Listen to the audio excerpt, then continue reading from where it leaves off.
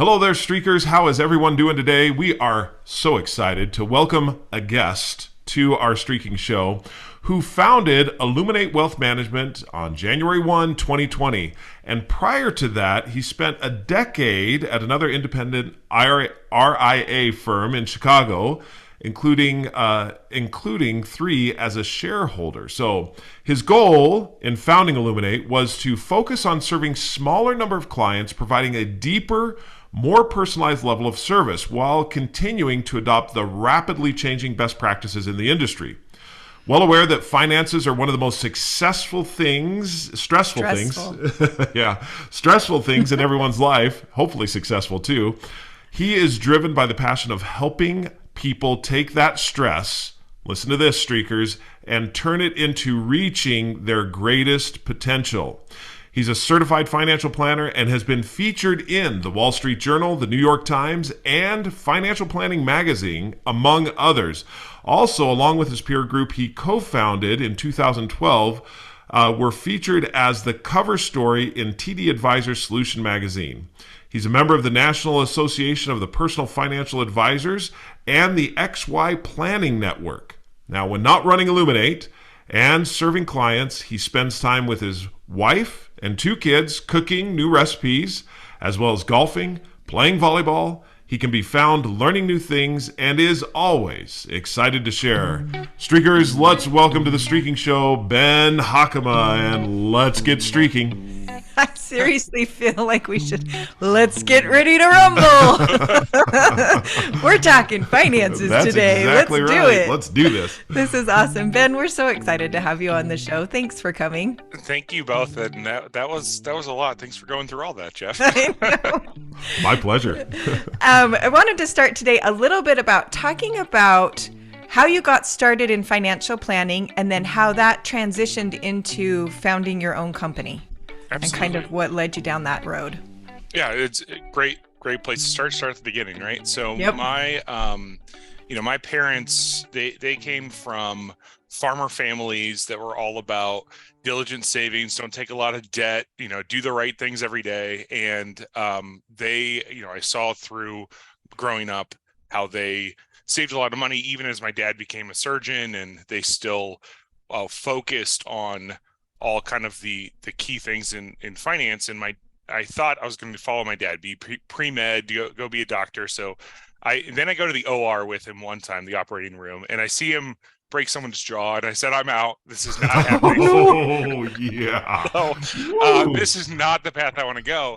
And but I'm a lot like my dad, and he said if he wasn't in medicine, he would be a personal financial advisor. And he connected me with his advisor. And that turned into an internship, which turned into the first decade of my career working with that same firm and just learning from some great mentors on how to work with clients and really focus on all the, exactly what you guys talk about, the key stuff every day that you can do to build towards the long-term, financial independence and be at peace with your finances.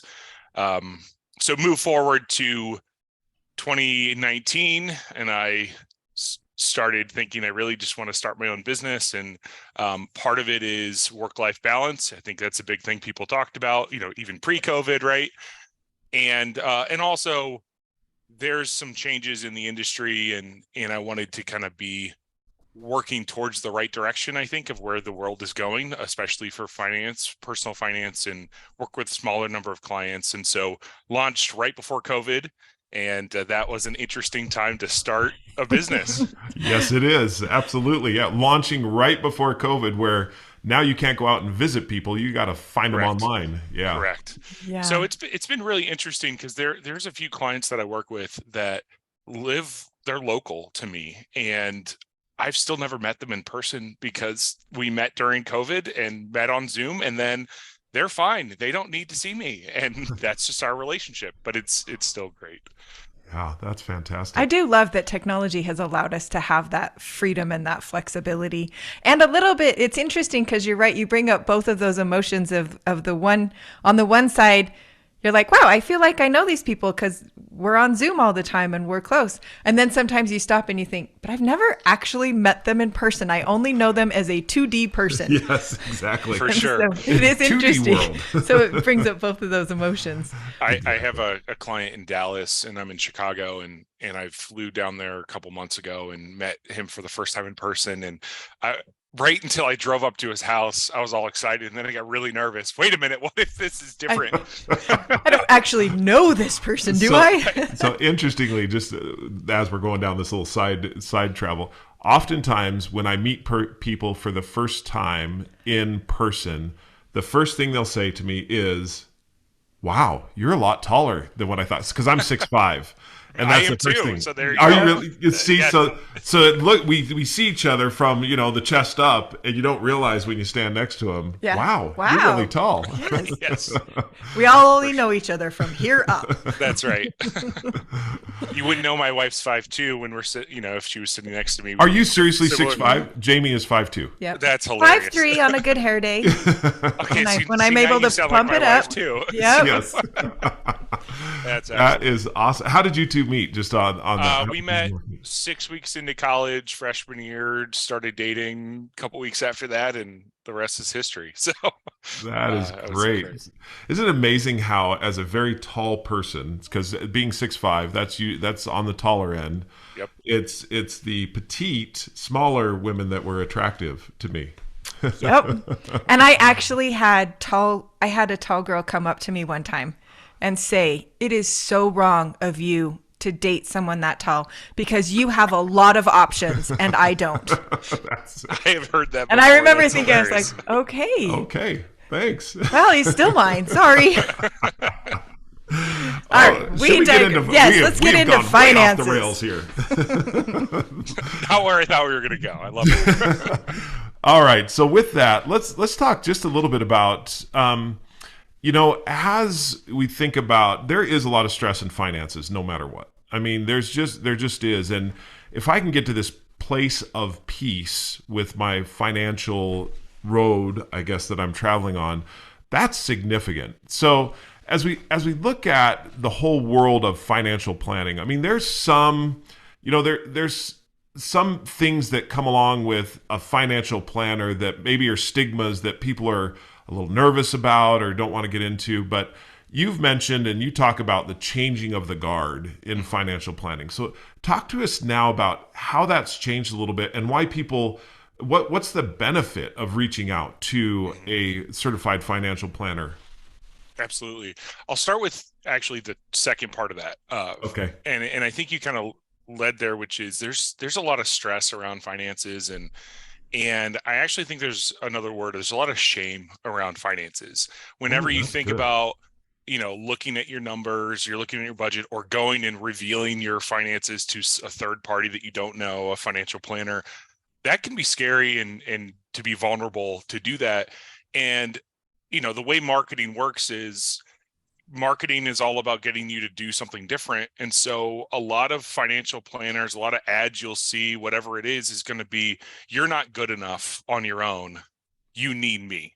And that's all in a way of shame marketing, of getting people to feel bad about themselves before they go and hire somebody and give everything away. And I think that's rooted in kind of the history of personal finance and financial advisors, and will probably continue as well. But hopefully, as we kind of talk through, there's another subset of advisors that I think do a really good job for their planners. So if you go back to the 70s, financial planner or financial advisor only meant one thing. It was a stockbroker. The only way that you could get invested was to call up your broker. They're going to take a commission, but it's a fee that they're going to get off of there. And then that was it. And you just bought stocks, and you couldn't go to online, and there wasn't online that you could go to your phone and do something, right? So you had to call a stockbroker. Then things shifted, and they shifted in the 80s and 90s to now it's a mutual fund. And so most people have heard of mutual funds. They're a mixture of stocks or bonds or things, and you still needed somebody, a gatekeeper, to open that up to you. And they would sell that, and they would get a cut again of whatever you gave them. So you gave them $100. They took $5 for themselves and invested $95. Then a company that still has ads now, Charles Schwab, came along. And what they did was opened it up that you can now do non-commission funds. So it's kind of been where we've been since then, is everyone thought of personal finance as investment gatekeepers. And that's what a financial planner did. And really since the mid 90s to today, the majority of people that you talk to that say they're financial planner or financial advisor, they start with, I can buy you mutual funds that fit for your plan. An asset allocation is a big buzzword in the industry. I can get you the right allocation. And that's all they really do. And that doesn't help 99% of people, because 99% of the people, investments are one of the least important pieces of getting where you need to go. What really matters is taking the right steps of, how do I save towards my goals in whatever way that needs to happen? What's the way to save money on taxes so I don't have to give as much to the government? I can keep more for myself for my goals. How do I protect myself with things like insurance, or setting up a good estate plan with a will and a trust, and whatever you need for your situation? All of those pieces are way more important than how do I invest my money in the most optimal portfolio. And so any firm that's been around for more than 15 years probably is still thinking in the old school way of, my number one job is to give people investment portfolios. And that is still something we do at Illuminate, but it is maybe 10% of my time is on that. More is on cash flow. And right now we're in the middle of 4-year cash flow projections for every one of our clients, and going through all the different pieces, and what do you save to your 401k versus what do you put aside for college, or whatever that looks like. That's way more impactful than any of that other stuff on investments. That is so good. I want to go back to the very beginning, because it really resonated with me when you said that there's a lot of shame associated with talking about finances, because I think we live in a world where honestly people are validated by money, whether or not we like that or not. It is a huge level of validation. And so being able to say how much you have or don't have, or what you've done with it or haven't done with it, or how much you've made or haven't made, seems to feel like saying I'm smart or I'm not smart, or I'm successful or I'm not successful, rather than, and so it's a difficult thing to share. And so I loved that you said that and started that way by saying, look, this is something we're all dealing with, and there shouldn't be shame involved in it. And so I love that. And then really like when I first looked at, because we had talked about the changing of the guard in financial planning, and I'm like, I don't understand what that means. I love that what you're saying is, look, the times have changed. We live in a different world, and we have a lot more personal access to things, but we also have a lot more information that can be overwhelming and inundating. And I feel like that's what you're saying is yeah, investing is part of it, but really what's going on is there's massive amounts of information out there, massive amounts of opportunity, and massive amounts of things that are happening that you may not have the time to totally become an expert in. But I do, and I can help you walk through that, so that you can reach the goals that you want in life. I liked that. I liked that a lot. So the question I had for you, as you talk about shame, how is it that, so I'll just be vulnerable myself, sharing my full finances, our full finances with you, for example, if we were to do that, that could be like, okay, he's judging me in the sense that, wow. Wow, you made that decision? Oh, really? You guys have done that, huh? Wow. Well, it's going to take some time to fix that one. So how do you help people feel comfortable? Because you talk about the psychology of this, and that's a huge part of it. So how do you help people feel comfortable and to get past that barrier? So, because there's so much good that you can do for them. I would say my first reaction is I've lived that myself, and I think I have a better appreciation now than I did before my wife and I got our own financial planner. And I tell a lot of people that I have a financial planner. Wait a second. That's interesting. You have a financial planner. Exactly. Tell us why. Yeah. And a lot of people look at me like, So clearly you're not good at your job. And, right? And let's go back to my dad's story, right? My dad was an oral surgeon. He's retired now, but he could not do surgery on himself as well as a third party would be able to look in his mouth and take a tooth out. Yeah. He could do it, with mirrors, but he's going to have blind spots. He's not going to have the same perspective. He's going to be too close to the situation. Plus, it's painful to do surgery on yourself, right? And so, in a similar way, so my wife and I are very different on our psychology when it relates to money. She looks at money as something. We talk this concept with our clients about.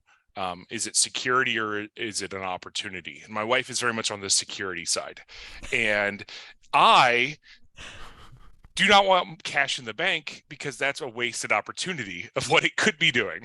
And I agree. Jeff needs to stop looking at me funny. Need to talk. I know, right?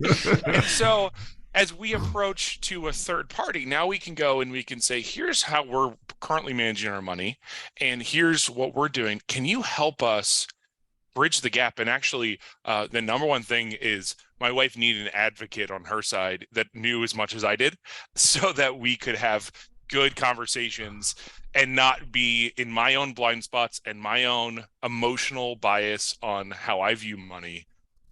It's our money. It's not my money. And so we got a financial planner, and that process of just that initial, here's what I've done, was so scary for me because I was taking it as, wait a minute, this is me revealing what I get paid to do, and now I'm showing somebody else. And so that actually helped me get a nice appreciation for what I'm taking clients through too when they start. And so we actually focus first on the why before we focus on the what. And so we focus on, tell me about your history with money. What's your earliest memory of money? And I think that's actually an interesting exercise to think about, of what is the first memory you have of money.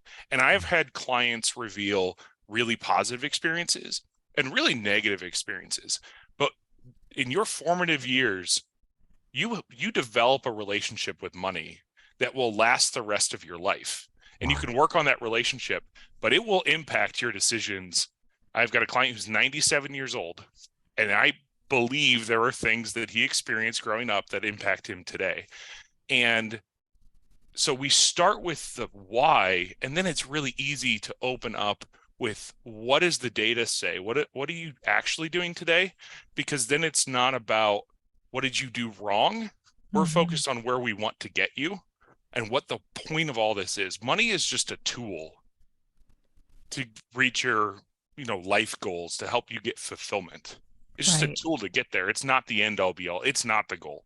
And so if we can get out of the who cares what you did before and not worry about that, and focus on what are we going to do to take steps every day to help you get more fulfillment and at peace, that's where we try to focus our time. That is so good. I know. I feel like we're in a counseling session right now. Too.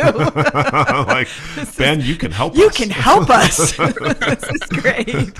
So go ahead. Were you gonna... Just, I 100% agree that we all have financial experiences from our formative years that shape how we approach money. And it's so interesting and I love recognizing that being able to talk to a third person that isn't emotionally attached to that can be so helpful. And so I just wanted to.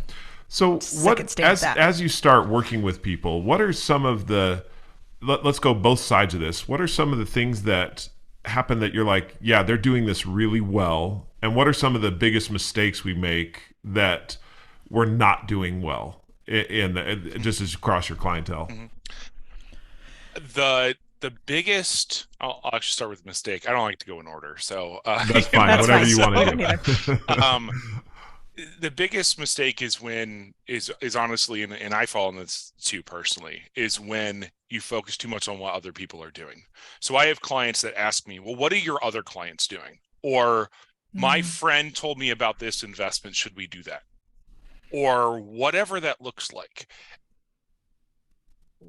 we deal as a financial planner in probabilities, right? So we've got what's the best probability of success, but at the same time, you live one life.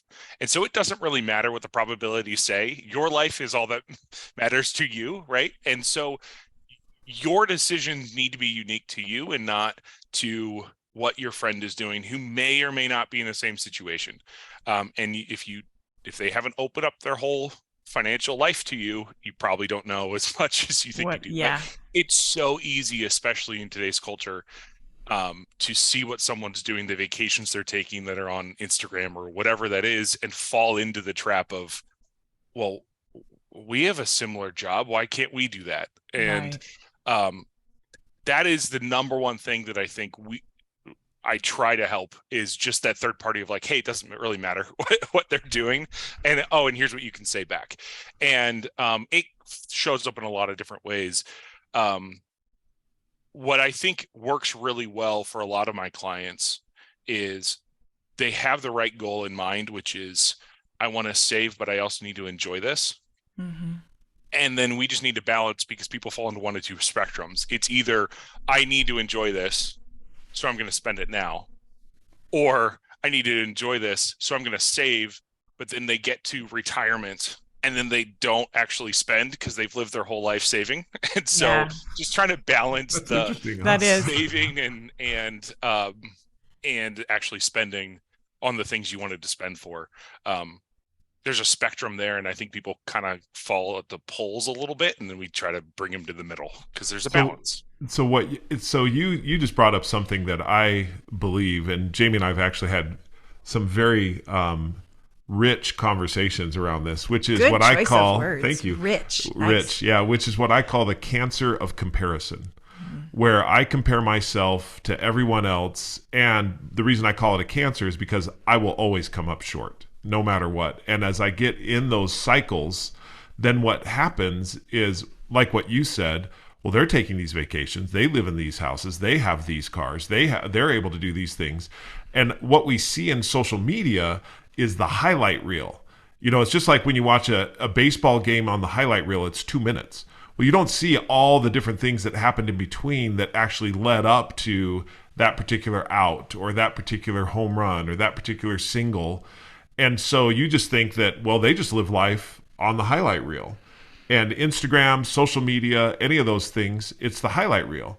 And when you see the highlight reel, then I compare myself to that highlight reel. And what I do is compare their high moments with my low moments and say, how come I don't have these things? The other thing, it's so fun because we've talked about this a lot, but this is the first time that I've thought about this, is because you said a baseball game, and I went to a baseball game last year, and it was so fun because most of the game was boring, and I left at one point to go get a Diet Coke.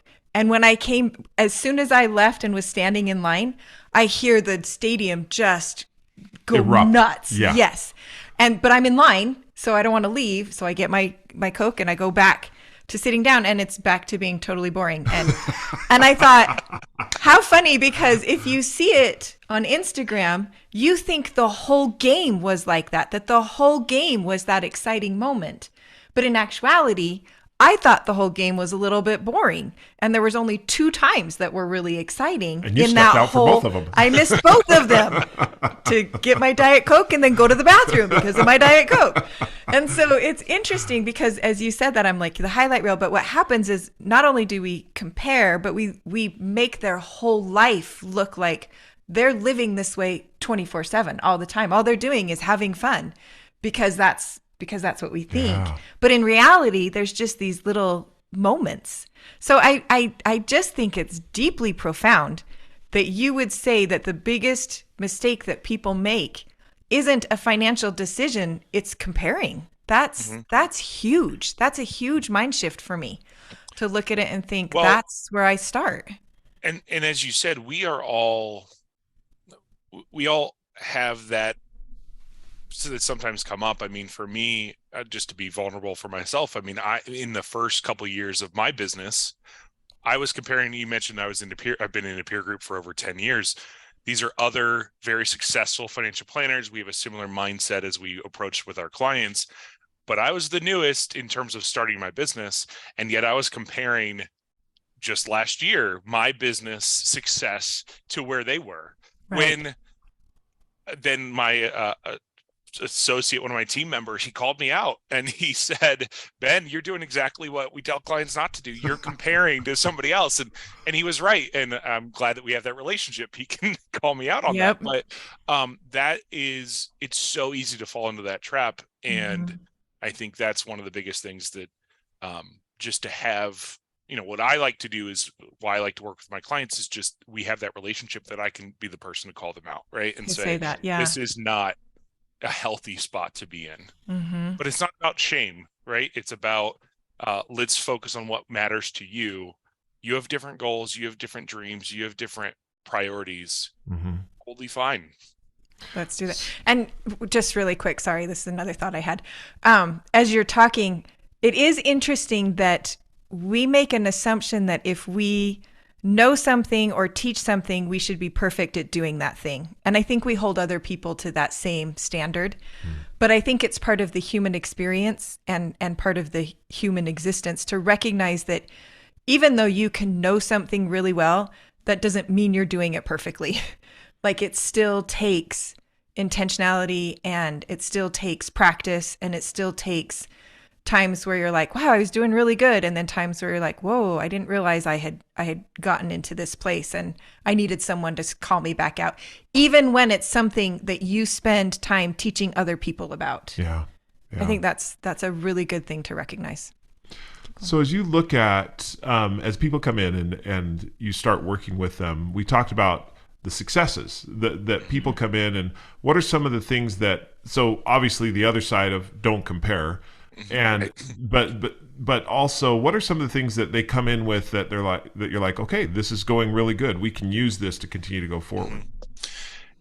Yes, to kind of relate to exactly, as you guys talk about with Streakin, it's all about building as many automations as possible, so that you automate savings, you automate whatever you want to have done. And so a lot of people come in and they've done a good job of saying, we're going to automatically every paycheck, we're going to put money into a 401k, or we're going to put money every month into a college savings account for our kids, whatever that is. And I think as much as we can automate everything, it's so helpful because it eliminates decisions on an ongoing basis and eliminates the opportunity to mess it up and let your emotions get involved with it.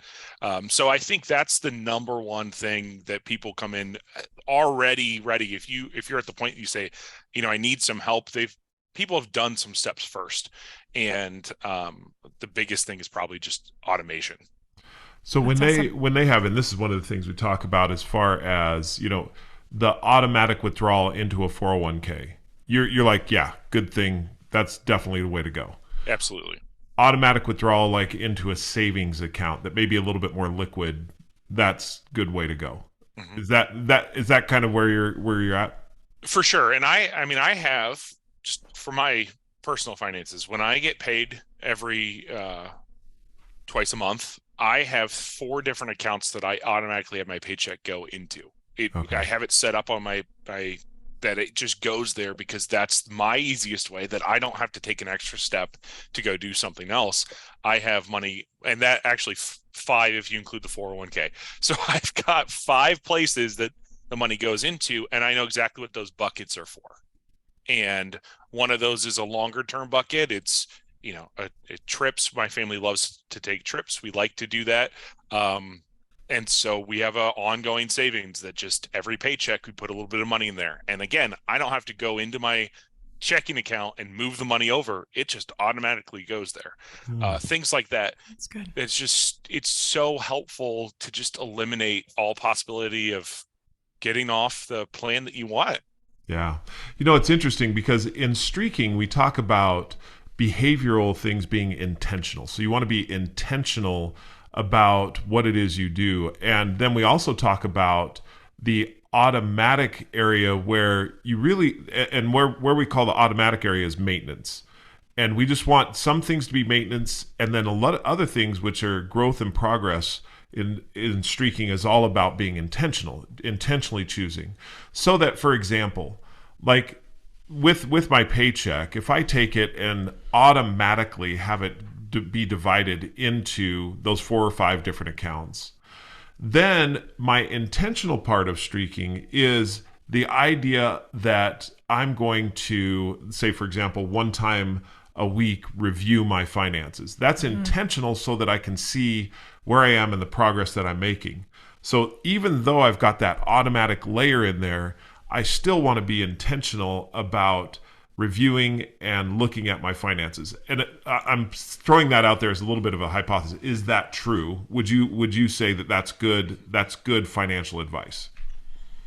I think for most people, it's good financial advice. Where I'm hedging a little bit there is on the frequency of looking. For some people, seeing the numbers on a weekly basis can cause extra stress and more anxiety, especially if you don't have a third party you're working with that can help tell you it's going to be okay. Right. Okay. And so, and I only say that because it's most of ongoing cash flow, it kind of averages out over time. But if you're looking on a very short-term basis, you can have those one-time spikes that or maybe you splurged a little bit, but now it's in your face right away. If you smooth it out maybe on a monthly basis, something like that, that can be a little easier to stomach. That, okay, well, yes, comparing this month to last month. And so part of that's, again, just psychology of the person. Are you going to be able to focus and say, it's okay that I spent a little bit more this month because maybe I planned for it, right? And it's okay to do that. Again, it's kind of working with your own inner voice of how are you thinking on that? That's really good, because we talk a lot about 100%. Give yourself permission to be 100%. What? How did you say it? To succeed 100%. To succeed 100% of the time. And so what you say is weekly may be too much, and it may be a monthly streak where just once a month you review and see where it is. And like what you said, with you as a certified financial planner to help be able to say, look, you're okay. Here's the things that are out, to remove the stress and to have a little bit of that peace. That's really good. So this one of the things that we had talked about before we started the podcast is why financial planners love and hate budgets. Does this relate to that a little bit? Can you talk about that? Yeah. Life is messy. And things happen that everyone should have in their budget kind of a miscellaneous bucket, just because you never know what's going to happen. And if you give yourself permission to be 100% successful, part of that is you got to have some buffer in there for everyone's budget. And so, there'll be some YouTube, vloggers that say, you got to get down to every penny and know exactly where it is. And if you mess that up, I mean, again, it's the shame of you're a failure and you didn't do it right. And if only you could do a better job of tracking your money and only spending what you could be like me. Exactly. A millionaire on YouTube. That's right. Exactly. And so I hate budgets in the mindset of it's got to be exactly to the dollar or to the penny, and give yourself no wiggle room. On the other side, budgets are really helpful, especially as you're starting down the journey of financial independence and trying to focus on getting to a better financial spot. You need some sort of parameters. You need to know this. You need to know how to keep score. And so budgets are helpful, but they're not gospel that you have to keep, exactly following. So what I'm hearing is you read a series of books one time from someone that is a member of our church. And when you got done reading the series of books, you said, that was really difficult, because I felt like everything he said, he's like, you need to do this, but not too much. You need to do this, but not too much. And he goes, by the time I got done reading, it was a recognition that life is all about working towards this level of balance. And as I've thought about it, the other thing that's difficult about that is that balance isn't necessarily something that you achieve in the sense that you're like, all right, I'm perfectly balanced and you can stay there. I feel like more like it's like this line in life that you're kind of crossing back over, and you try to make the how far out you go from the line, a little bit smaller each time, so you're moving off and on the line or shorter distances, but you're always having to realign, so to speak. And so I love that, as you're saying, the idea with the budget, sometimes we go into it and we're like, I want to go straight down that line with no variations. And it's a recipe for frustration. And I think what you say, shame, because is it even possible to do that? Right, if you're going to actually live life? Maybe it's possible if you cut everybody out of your life and your only goal is to save your money. Then yes, maybe you can do it. But what kind of life is that? And so to be able to recognize that, yes, you need a budget. It's important to have that. But the idea that you're going to live it perfectly is a recipe for frustration and failure. And I would add to that too, just kind of first steps as I think about budgets. I like to start at a high level, which I think there's only like 4 categories you need to track to begin if you want to start this path, right? So the first is just income. So you start with income. You've got money coming in, right? You need to know how much money you're coming in. Exactly. Then you get to taxes, because that is an expense that you have to pay no matter what. So you don't make what you make that minus taxes. And so subtract off taxes. So now you have your money that you get to do something with. And that money can go to 3 categories. It can go to fixed expenses. That's things like rent. That's things like a car payment, student loan payment. That is you have to, every month or every year, whatever the time period is, you have to pay that. You have no choice in the matter at this point. Right. That's fixed expenses. That you probably should track each one individually, because those don't change. You're going to hit that. Then you have 2 more categories left. It's what we call variable spending, which changes over time. You have a lot of decisions about that. And then you have savings or debt payments. Those are kind of the 2. Because I view debt payments paying more than just the minimum as savings. And so balancing the variable spending, which is a big, broad category. I include food in there too, because food can go from, the ramen diet to high-end restaurants and everything in between, right? Is variable spending. And then savings. And if you can automate some savings, now you know the broad amount of money that you can spend on the variable amount. And then it's not so detailed of, well, I only have X number of dollars in groceries I can spend this month, but the groceries do impact what you can spend on entertainment, because those are all variable expenses. So starting with kind of get your fixed expenses. And the last thing I'll just say on this is, a lot of people that can't make steps positively towards savings, it's because their fixed expenses are too high, and yet they don't understand that. And so they say, why am I spending so much money? And because they've cut everything as low as they could in the variable, and there's really nothing else they could do. And it's because the fixed expenses are too high, and you're just stuck, and you can't do that. Yeah. So one of the streaks that we've had and have had for a long time is to categorize at least one financial transaction every day. It's because we spend money every day, no matter what. I mean, there's just something you spend on. And so we look at that, and based on what you just said, a lot of that is based around our variable expenses, because we know that, we have the fixed expenses, but the variable expenses, we're like, we need to categorize these so that we know where that money's going and can make decisions on a monthly basis to be able to say, can we do something different variable, or do we want to do something different variable? Because that's the intentionality of it. Exactly. Would you say? Yeah, that's totally what I was thinking, is that I appreciate that there's certain things that you set up and they're like, okay, let's make this automatic so that it happens. But why are you making something automatic? So that you can be more intentional about the things that are truly important. Yeah. So that you're able to be like, okay, this is where I really want to be right. focusing my decision-making processes. Yeah. Is in this area. So you mentioned where you get started is those 4 categories, or would you say that's kind of where you get started? If I'm before I come to you or with you or whatever it is, that's where you would go. Is those right. areas is where that's where we start. Is let's just figure out what those categories look like, because that gives us that lets us know how much we can change. Right. Right. Right. So as you go through that, oh, okay, go ahead and ask I that wanted question. to ask that question Go just ahead. while we're on budgets. Ask the question. So you mentioned something as far as extreme budget diets, such as the FIRE movement. Now, I don't know what the FIRE movement is. I hadn't heard it. Maybe there is something about that. But what is an extreme budget diet, and what does that look like?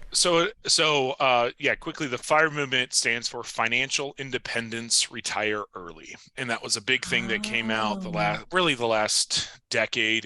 And as the economy was growing and people are making a lot of money in stock market and things like that, it became a hip thing to do. Several people that were pushing it a lot that became very famous on it were all on the way you get to this is by cutting all extra expenses out, having no fun, saving 80% of your income, not living life. You shouldn't have a car. You should really sell your house and live in a tent. What I would call extreme budget diets, so that you can quit your unfulfilling job and go live the same way you just lived to get to the point to quit your job. Right. And that doesn't sound super fulfilling. And so but again, it goes back to that shame of a lot of it was positioned as, if you hate your job, you should be doing this. And if you don't really hate your job that much. And it wasn't validating the fact that some people have a really bad boss situation, or they're in the wrong career, or whatever that looks like. And so the FIRE movement, I don't disagree with the FIRE movement.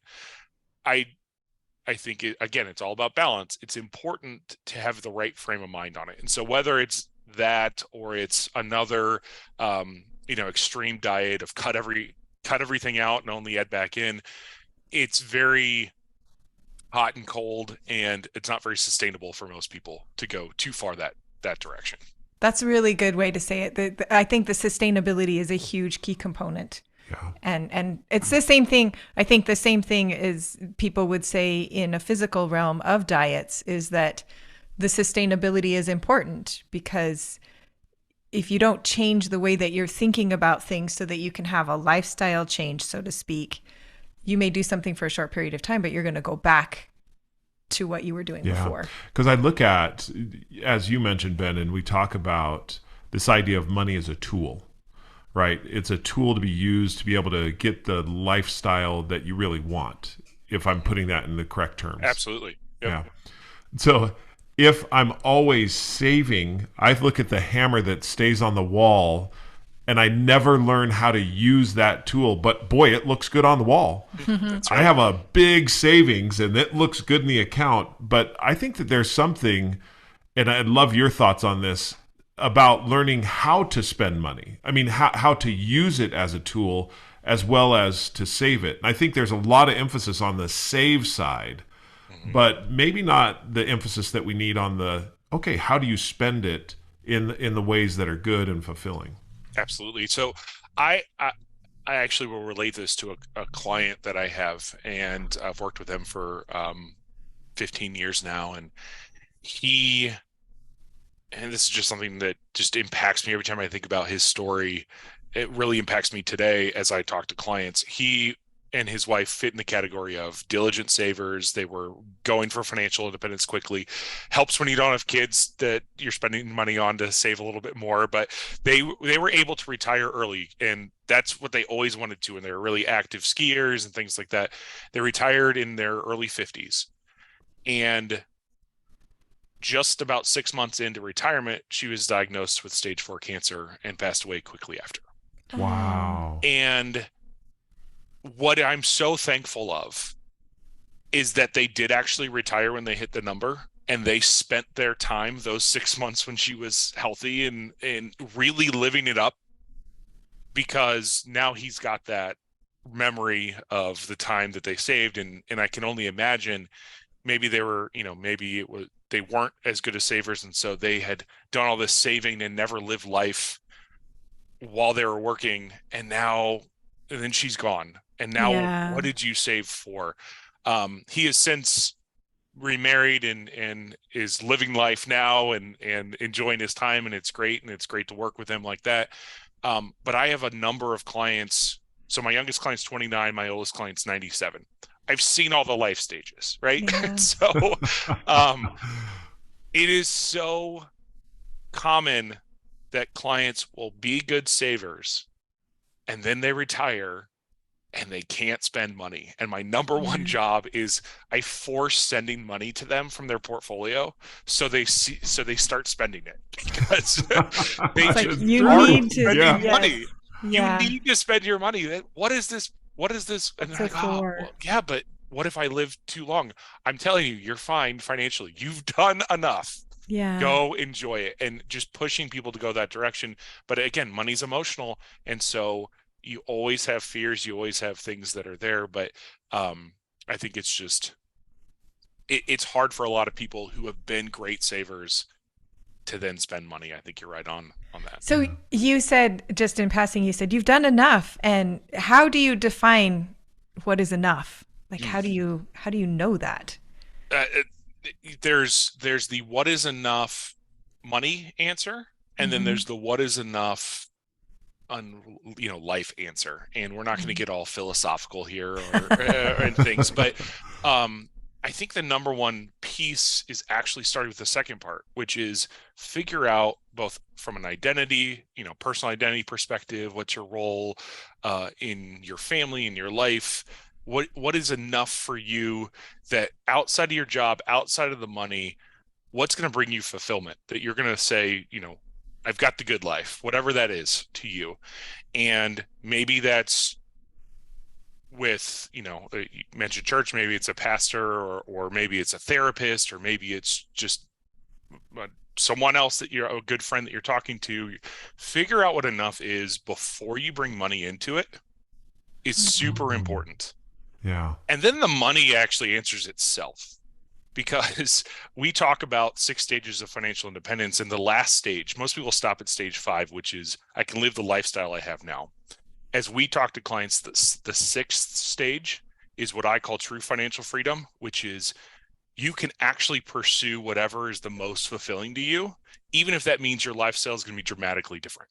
And so whether that's you're going to go take a year off and go be a missionary somewhere, maybe that's what's going to bring you the most fulfillment, and you can afford to do that. Or you're going to move across the country to go be with your grandchildren, and it's a much more expensive area, but that's really what's going to bring fulfillment in your life, is the relationships you have there. I don't want you to focus on, yes, but I only have this much money. True financial freedom is pursuing whatever you define enough is. Then the number side, you can work with a good financial planner and figure it out. And there's different tools, and it's a good step. You can go that direction, but I think it actually starts with, what does life mean? Right. Right, exactly. The why, again, the why, and why am I doing all of this? This has been hugely illuminating. Very, absolutely wonderful. I've loved the entire conversation.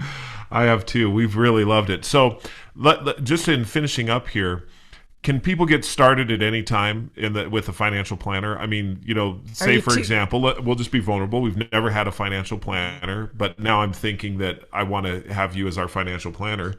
Can we get started at any time, or is it just like, nope, if you didn't do it when you were young, then you're out? If you didn't start soccer when you were 2, you're never going to play well. You're never going to make it happen. Just don't. You can always start. And you mentioned the change in the guard before, and you mentioned in the intro, I'm a member of the XY Planning Network, and the XY Planning Network is part of that next generation of financial advisors, financial planners that are not just about investment management as a piece. And you can actually go to xypn.com, but there's all sorts of things from hourly planners that will just help you on an hourly basis, and you can get some good advice, and then you can get tools to go do stuff, all the way up to kind of full service, we manage everything for you all the time situation, and everything in between. And so cost used to be a factor. I don't think it needs to be as much anymore, because there's so many different ways to work with clients, whether it's project, hourly, or ongoing. And so I think taking a first step, and most financial planners, at least good ones, they're not going to charge you for the initial conversation, and they can kind of tell you, okay, here's what I think we can do for you, and here's what it's going to cost you, and here's why it's worthwhile. And so, you know, finding someone who's not getting commissions, finding someone that's looking out for your best interest and truly is looking at financial planning, not just manage your investments. If you find someone like that, I think you can take good first steps at any time. That's awesome. Well, thank you so much. How do people get a hold of you if they have further questions or want to talk with you further? Best place is just go to our website, illuminatewm.com. And we've got to contact us. And I have 15-minute calls with people all the time. That's fantastic. Streakers, this has been a really dynamic conversation. Ben is a phenomenal individual with a lot of experience and talked, as you heard, with all of the different life changes that you may have or balances or whatever you feel about money. You have the opportunity to really achieve what you want to achieve and become who you want to be. And we talk about that a lot through Streaking, through living your intentional life, through simple, intentional actions that you do daily, weekly, or monthly. That's truly what you can do, especially with some of your variable income. If you have any questions about Streaking, you can reach out to Jami or I at our email address, Jeffrey, Jeffrey, @thestreakingapp.com, or Jami, Jami, at thestreakingapp.com. You can also download the Streaking app, which gives you the opportunity to see a whole bunch of streakers in all kinds of different stages of life and what it is that they're doing with their finances or what streaks they have going forward. We're actually going to invite Ben to become a part of the Streaking community, and we're going to invite him to set up a community on the Streaking app. You may want to call it Illuminate WM on the Streaking app, where he will be able to share with you some of the different streaks that will help you arrive to where your financial freedom really is. Well, Streakers, we've enjoyed it. Ben, we've enjoyed being with you. Thank you. Until we talk again. Keep streaking. Better you